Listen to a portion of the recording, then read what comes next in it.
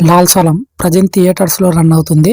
Actors by Rajinikanth, Vishnu Vishal, Senthil Jeevitha, director by Aishwarya Rajinikanth. ఇక్కడ మీరు గుర్తుపెట్టుకోవాల్సిన ఇంకో విషయం ఏంటంటే డైరెక్టర్ ఎవరో కాదు, రజనీకాంత్ గారి కూతురే. ఇక మూవీ బేసిక్ స్టోరీ లైన్ ఏంటంటే కసుమూరు అనే గ్రామంలో గురు, సంబుద్దీన్ అనే ఇద్దరు క్లోజ్ ఫ్రెండ్స్ ఉంటారు. ఒక విషాద సంఘటన వల్ల ఫ్రెండ్స్ ఇద్దరు బద్ధ శత్రువులుగా మారతారు. ఇక వారిద్దరి మధ్య గొడవ కాస్త పలు గ్రామాల గొడవగా మారుతుంది. ఆ గొడవల కారణంగా రజనీకాంత్ గారి ఎంట్రీ. అసలు రజనీకాంత్ గారు ఎవరి వైపు ఉన్నారు, అతను వచ్చాకనన్నా గొడవలు తగ్గాయా లేదా అనేది మీరు మూవీలో చూడొచ్చు. మూవీలో ప్లస్ పాయింట్స్: విష్ణు విశాల్ గారి క్యారెక్టర్ రోల్ బాగుంది. మూవీ చూస్తున్నంతసేపు అతనికి మనమంతా అట్రాక్ట్ అవుతాం. ఇంకా నార్మల్ పల్లెటూర్లు ఎలా ఉండేవి, వారి మధ్యలో సంబంధాలు ఎలా ఉన్నాయి అన్నది చక్కగా చూపించారు. దాని తర్వాత రజనీకాంత్ గారు తన డైలాగ్స్ తో, తన మెస్పరైజింగ్ లుక్ తో అదరగొట్టేస్తారని అందరికీ తెలిసిన విషయమే. ఇంతే భయ్య, యాక్టర్స్ పర్ఫార్మెన్స్ కాడికి ఓకే. దాని తర్వాత మైనస్ పాయింట్స్ లో మాట్లాడుకుందాం. మూవీలో మైనస్ పాయింట్స్: స్టోరీ అండ్ దాని స్లో స్క్రీన్ ప్లే మూవీకి బిగ్గెస్ట్ మైనస్ భయ్య.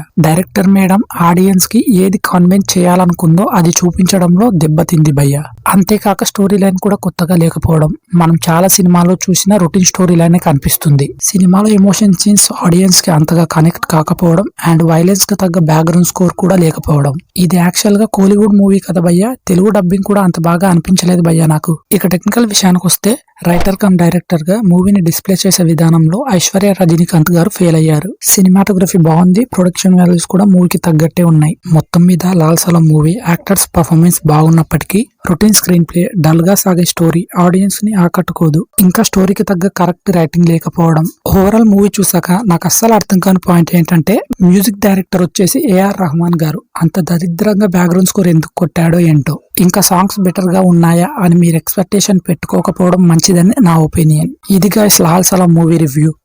ఒక పాయింట్ చెప్పడం మర్చిపోయాను. మూవీని ఫ్యామిలీతో కలిసి చూడొచ్చా లేదా అంటే రజనీకాంత్ గారి ఫిలిం ఫ్యామిలీతో కలిసి చూడొచ్చా లేదా అని అడుగుతారేంటి? అబ్సల్యూట్లీ చూడొచ్చు. ఇది guys Lal Salaam movie review. కనుక మీకు హెల్ప్ఫుల్ అయితే ప్లీజ్ లైక్ చేయండి. అండ్ ఇలాంటి మోర్ ఇంట్రెస్టింగ్ మూవీ రివ్యూస్ కోసం తప్పకుండా మన ఛానల్ ని సబ్స్క్రైబ్ చేసుకోండి.